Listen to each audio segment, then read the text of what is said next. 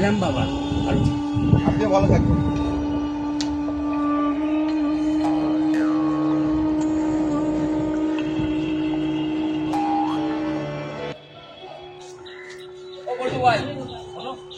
কি হয়েছে গো? আচ্ছা পল্টু ভাই, ওই কাকার সাথে তোমার কি কথা হচ্ছিল? আরে আমি পানপাড়া থেকে আসছিলাম, হঠাৎ ওই ভদ্রলোকের সঙ্গে দেখা হলো। উনি আমাকে ডাকলেন, ডেকে বললেন যে এই বাবা শুনছো? হ্যাঁ বলুন। আমি 3 দিন ধরে কিছু খাইনি, খুব খিদে। আজকে দুপুরে যদি তোমার বাড়িতে ভাতটা খাও তাহলে আমি খুব খুশি হব। ও আচ্ছা, তো চলুন না, আমি আপনাকে হোটেলে গিয়ে ভাত খাইয়ে দিচ্ছি। আমি হোটেলে রান্না খাই না, আমার সহ্য হয় না। কি সব বাজে তেল মশলা দিয়ে রান্না করে। ঠিক আছে, চলুন আমার সঙ্গে, দুটো ভাত তো খাবেন। আর তোমাদের বাড়িতে কি রান্না হয়েছে? ওই ভাত, বোধহয় বিউলির ডাল, লাল শাক আর বাঁধাকপির তরকারি। এই যা, মাছ হয়নি? আমি তো মাছ ছাড়া খেতে পারি না। না আসলে আজকে আমাদের মাছ হয়নি। গতকাল রাতে আমাদের খাসির মাংস হয়েছিল, ফ্রিজে রাখা আছে, ওখান থেকে বার করে আপনাকে গরম করে দেব। খাসির মাংস চলবে তো? বলবি কি বাবা, দৌড়বে। চলুন চলুন। তারপর খাওয়া দাওয়া করিয়ে ওনাকে ছাড়লাম।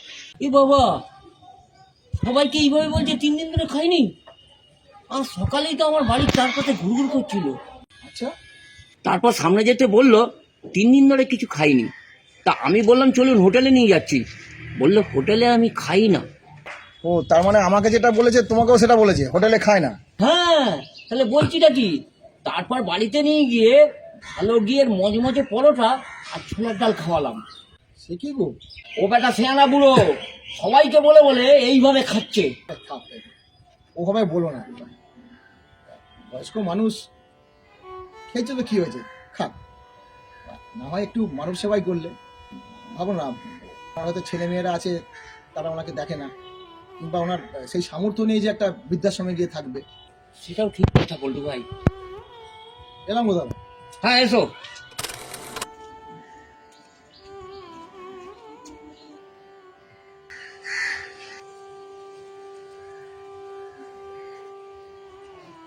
ও কাকা, ও কাকা। কিছু বলবে?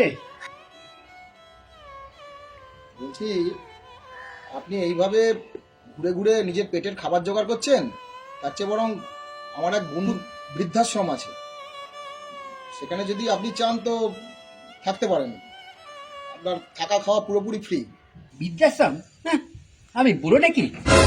না, বুড়ো কি আমি বলেছি? আপনার তো যথেষ্ট বয়স হয়েছে। আমার মাত্র 74 বছর বয়স। আমার নিজের বাড়ি আছে। আমার বড় ছেলে আমেরিকাতে থাকে আর ছোট ছেলে ব্যাংকের ম্যানেজার। তাহলে আপনি সবার থেকে এইভাবে চেয়ে চেয়ে খান কেন? বাড়িতে বউ রান্না করতে পারছে না। কেন? রান্না গ্যাস ফুরিয়ে গেছে।